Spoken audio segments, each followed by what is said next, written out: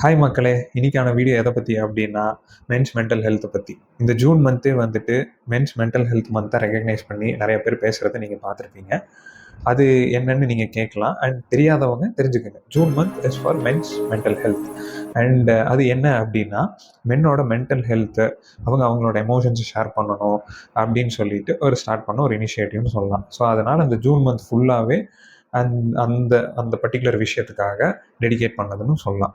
நானுமே என்னால் முடிஞ்சது என்னோட மேல் ஃப்ரெண்ட்ஸ்க்கு வந்துட்டு ஒரு சில விஷயத்தெல்லாம் ஷேர் பண்ணுவோம் அப்படின்றதுக்காக தான் இந்த வீடியோவில் வந்திருக்கேன். அண்ட் நீங்களும் இந்த வீடியோவை வந்துட்டு ஸ்கிப் பண்ணாமல் ஃபுல்லாக பாருங்கள், நல்லா கவனிங்க.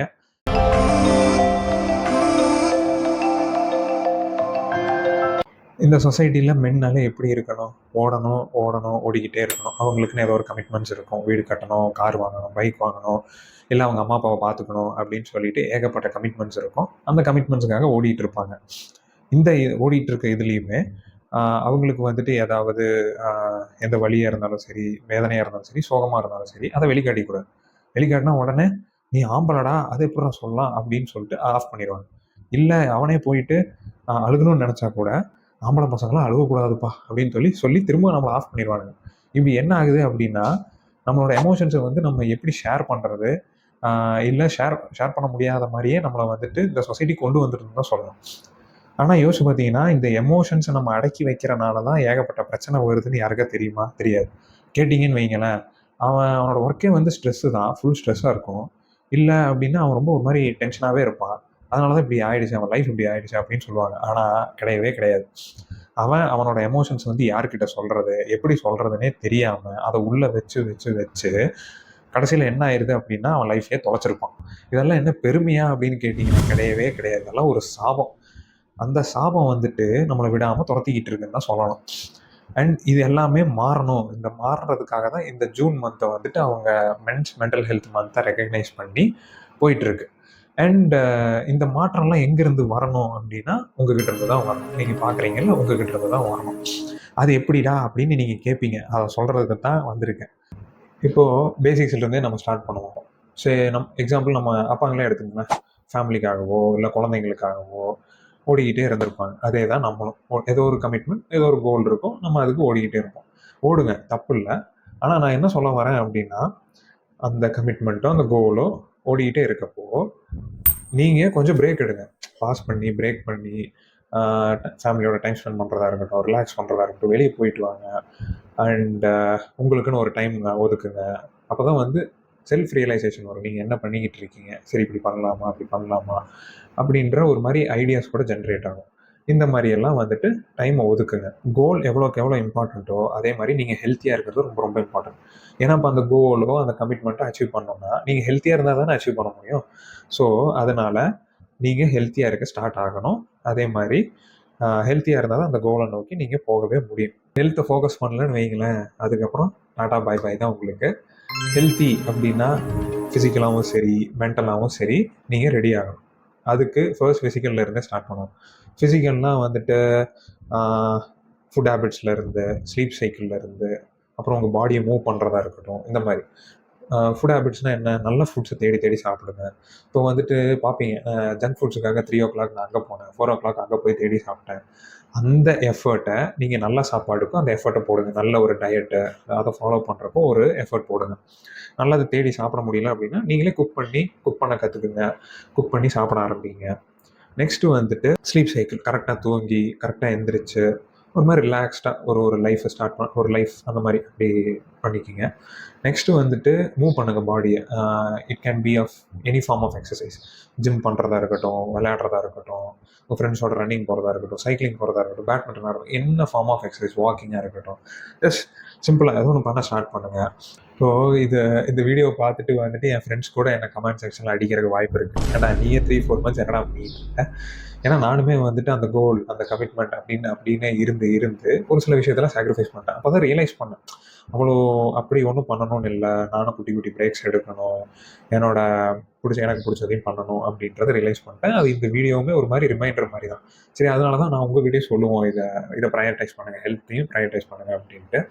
ஏன்னா சீரியஸ்லி நான் வந்துட்டு ஒரு பாயிண்ட்டில் வந்துட்டு எப்படி இருந்தேன்னா, சீக்கிரம் ட்ரிகர் ஆயிடுவேன். ஏதோ ஒரு விஷயம் சொன்னாங்கன்னா சீக்கிரம் வெக்ஸ் ஆகுறதோ, ஒரு மாதிரி கோவம் வரதா இருக்கட்டும், ஒரு மாதிரி இன்ஸ்டேபிளாகவே இருந்தேன்னு தான் சொல்லணும். ஆனால் அதுக்கப்புறம் நான் வந்துட்டு என்னோட லைஃப் ஸ்டைல், அதாவது ஃபுட் ஹேபிட்ஸு, ஸ்லீப் சைக்கிள், இந்த எக்ஸசைஸ் பண்ணுறது, இந்த மாதிரி சின்ன சின்ன விஷயத்தெல்லாம் என் லைஃப்பில் ஆட் பண்ணுறப்போ விசிபிளாக எனக்கே ரிசல்ட்ஸ் தெரிஞ்சுது. அப்புறம் எப்படி ஆகிட்டேன் அப்படின்னா, பொறுமையோட உச்சத்துக்கு போயிட்டேன்னு தான் சொல்லணும். அவ்வளோ சீக்கிரம் ட்ரிகர் ஆக மாட்டேன், அவ்வளோ சீக்கிரம் எதுவுமே ரியாக்ட் பண்ண மாட்டேன், முன்னாடி இருந்த மாதிரியெல்லாம் இருக்கவே மாட்டேன். ஒரு நியூ வெர்ஷன் ஆஃப் பவிஷ்கர் வந்தானே சொல்லலாம். எப்படி ஆகிட்டேன் அப்படின்னா, ஒரு சாந்த சுரபினன் ஆகிட்டேன்னு தான் சொல்லணும். ஏன்னா விசிபிளாக எனக்கே தெரிஞ்சுது. அப்போது அதை தான் நான் சொல்ல வரேன். ஹெல்த்தியாக நீங்கள் இருக்க ஸ்டார்ட் பண்ணீங்க, அதாவது ஃபிசிக்கலாக அந்த மாதிரி எல்லாம் நான் சொன்ன ஸ்டெப்ஸ் எல்லாம் ஃபாலோ பண்ணி வந்தீங்க அப்படின்னாலே நல்ல நல்ல ஹார்மோன்ஸ்லாம் உங்கள் பாடியை ப்ரொடியூஸ் பண்ண ஆரம்பிக்கும். அப்படி ப்ரொடியூஸ் பண்ணுறப்ப என்ன ஆகும்னா, உங்களோட மைண்டும் சரி, உங்களோட ஃபிசிக்கல் அந்த பாடியும் சரி, ரெண்டும் சேர்ந்து சிங்காக ஒர்க் பண்ணி உங்களை டியூன் பண்ண ஆரம்பிக்கும். நல்ல நல்ல விஷயத்தில் பார்க்குற மாதிரி, அப்படியே உங்கள் பாடியும் டியூன் ஆகும் அதுக்கேற்ற மாதிரி. அப்போது உங்களோட மென்டல் ஹெல்த்தும் நல்லாவே இம்ப்ரூவ் ஆகும். அதனால தான் சொல்கிறேன், ஸ்டார்ட் பீயிங் ஹெல்த்தி. ஹெல்த்தியாக இருந்தால் தான் நீங்கள் அந்த கோல் அச்சீவ் பண்ண முடியும். இப்போ நீங்கள் ஃபார் எக்ஸாம்பிள் நீங்கள் அந்த கோல் அச்சீவ் பண்ணிட்டீங்க, இல்லை அந்த கமிட்மெண்ட்டை அச்சீவ் பண்ணிட்டீங்க, ஆனால் நீங்கள் உங்கள் ஹெல்த்தை சாக்ரிஃபைஸ் பண்ணிட்டீங்கன்னு நினச்சி பாருங்களேன், எப்படி இருக்கும். அந்த பாயிண்ட்டுக்கு போயிட்டு ஏன்டா இங்கே வந்தோம் அப்படின்ற மாதிரி தான் இருக்கும். ஏன்டா வந்தோன்றது கூட அந்த கமிட்மெண்ட்டாக கோல், நீங்கள் எதுக்காக அந்த கோல் அந்த கமிட்மெண்ட்லாம் பண்ணணும்னு நினைக்கிறீங்க? நீங்கள் நிம்மதியாக இருக்கணும்னு தானே பண்ணணும்னு நினைக்கிறீங்க. ஸோ அந்த நிம்மதிக்கு இப்போ இருந்தே ஸ்டார்ட் பண்ணுங்கள். Start being healthy. இந்த பாயிண்ட்ல இருந்து ஹெல்த்தியாக நான் எப்படி அந்த கமிட்மெண்ட்டோ அந்த கோலை அச்சீவ் பண்ண முடியும் அப்படின்னு பண்ணுங்கள். நெக்ஸ்ட்டு ரொம்ப இம்பார்ட்டண்டான விஷயம் ஷேர் பண்ணுறது. நானே வந்துட்டு என்னோடய டைரியில் அப்படியே ஜேர்னல் பண்ணிகிட்டு இருக்கேன். என்ன எதாவது ஷேர் பண்ணணும்னு நினச்ச விஷயத்த அப்படியே எழுதிக்கிட்டு இருக்கேன். அண்ட் உங்களுக்குமே இந்த ஜேர்னலிங் எப்படி ஸ்டார்ட் பண்ணுறது, இல்லை எப்படி பண்ணுறது அப்படின்னு உங்களுக்கு எதாவது ஐடியா வேணும் அப்படின்னா கமெண்ட் செக்ஷனில் சொல்லுங்கள். அதை பற்றி அதுக்கான ரெஸ்பான்ஸ் எப்படி வருதுன்னு பார்த்துட்டு கண்டிப்பாக அதை பற்றி நான் டீட்டெயில்டாக ஒரு வீடியோ பண்ணுறேன். பாயிண்ட் என்னென்னா, ஷேர் பண்ணுறது. அது யாராக வேணாலும் இருக்கலாம். உங்கள் அம்மாக்கிட்டேயோ, உங்கள் அப்பாக்கிட்டேயோ, இல்லை அண்ணனோ, தம்பியோ, உங்கள் ஃப்ரெண்ட்ஸோ, இல்லை உங்களோட கொலீக்ஸோ, யாராக வேணாலும் இருக்கலாம். நான் என்ன சொல்ல வரேன்னா, ஷேர் பண்ணுங்கள் அப்படின்னு தான் சொல்கிறேன். அப்படி ஷேர் பண்ணுறப்ப என்ன ஆகும்னா, உங்கள் மனசில் இருக்கிற வெயிட் கண்டிப்பாக குறையும். ஓவர் த டைம் அது வந்துட்டு உங்களுக்கு கண்டிப்பாக ஹெல்ப் பண்ணும். இப்போ நானே வந்துட்டு ஏதோ ஒரு விஷயம் ஷேர் பண்ணணும் அப்படின்னா, அது வந்துட்டு அந்த சீரியஸ்னஸ் பொறுத்து. அந்த இன்ஃபர்மேஷன் ரொம்ப சீரியஸ் அப்படின்னா ஃபர்ஸ்ட் என் ஃப்ரெண்ட்ஸுக்கிட்ட போயிடுவேன். அதுலேயும் 2 செட் ஆஃப் ஃப்ரெண்ட்ஸ் இருப்பாங்க. ஒரு சில ஃப்ரெண்ட்ஸ் வந்துட்டு அந்த பர்டிகுலர் பிரச்சனையோ, இல்லை ஏதோ நான் கோ த்ரூ பண்ணிகிட்டு இருக்கிறது வந்து எப்படி வெளியே வருதுன்னு ஹெல்ப் பண்ணிடுவாங்க. இன்னொரு செட் ஆஃப் ஃப்ரெண்ட்ஸ் வந்துட்டு என்ன பண்ணுவாங்கன்னா, அதில் இருக்க ஃபன்னியர் சைடு எனக்கு காட்டிடுவாங்க. ஸோ எனக்கு வந்துட்டு எப்படின்னா, அந்த 2 சைடுமே தெரியறனால எனக்கு கொஞ்சம் ஈஸியாக இருக்கும் அதுலேருந்து வெளியே வர்றதுக்கு.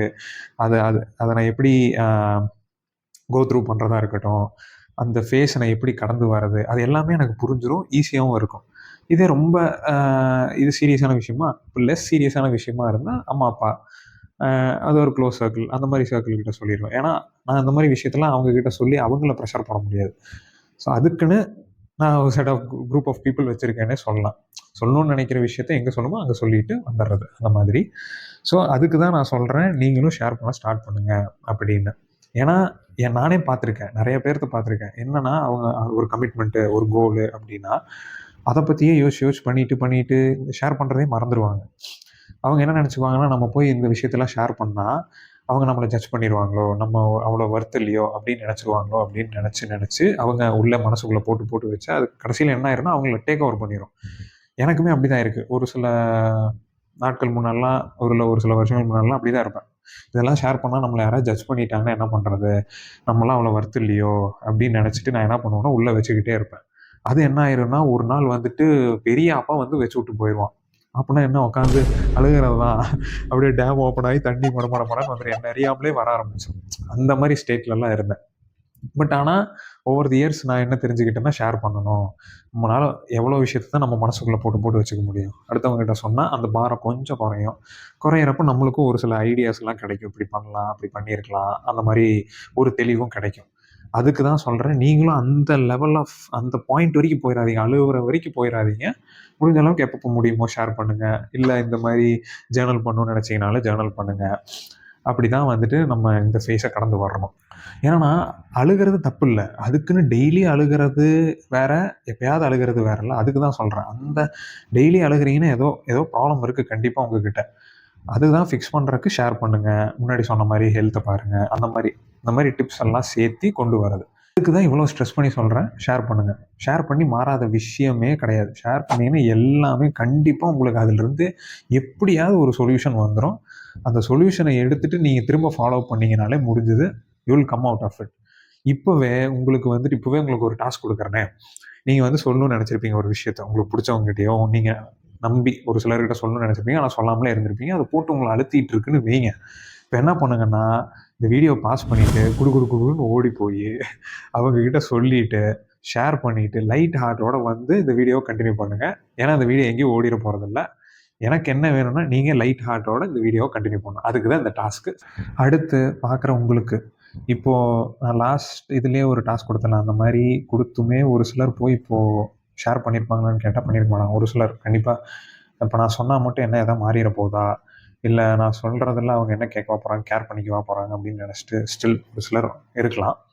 அதுக்கு தான் நான் வந்துட்டு உங்ககிட்ட சொல்கிறேன். நீங்கள் பார்க்குற மக்கள் உங்ககிட்ட சொல்கிறேன். என்னென்னா, உங்கள் அப்பாவோ, உங்கள் அண்ணனோ, உங்கள் தம்பியோ, இல்லை உங்கள் ஃப்ரெண்டோ, உங்கள் பாய் ஃப்ரெண்டோ யாராக இருக்கட்டுமே, நீங்கள் விசிபிளாக அவங்க ஏதோ கோ த்ரூ பண்ணிகிட்டு இருக்கிறத நீங்கள் பார்க்குறீங்க, இல்லை விசிபிளாக ஒரு பிரேக் டவுன் பண்ண முடியல அப்படின்னு உட்காந்துருக்கிறவங்கள நீங்கள் பார்க்குறீங்க அப்படின்னா, அவங்கள கடந்து போயிடாமல் போயிட்டு ஒரு கேளுங்களேன், செக் பண்ணுங்களேன், எப்படி தான் இருக்காங்க என்னென்னு கொஞ்சம் செக் பண்ணுங்களேன்.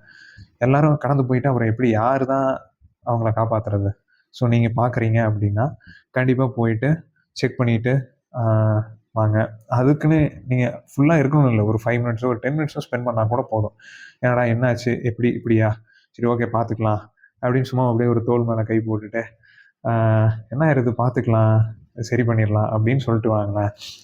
அவன் அந்த விஷயத்துலேருந்து எப்படி ஜெயிச்சு வரான்னு மட்டும் பாருங்கள். ஏன்னா at the end of the day ஒரு மனுஷனுக்கு இன்னொரு மனுஷன் தானேங்க. ஸோ ப்ளீஸ் நீங்கள் கடந்து போயிடாமல் மற்றவங்க மாதிரி போய் அப்படி ஒரு பிரேக் டவுனோ இல்லை யாரோ சம்திங் கோ த்ரூ பண்ணிகிட்டு இருக்கிறத பார்த்தீங்கன்னா கண்டிப்பாக போய் செக் பண்ணுங்கள்.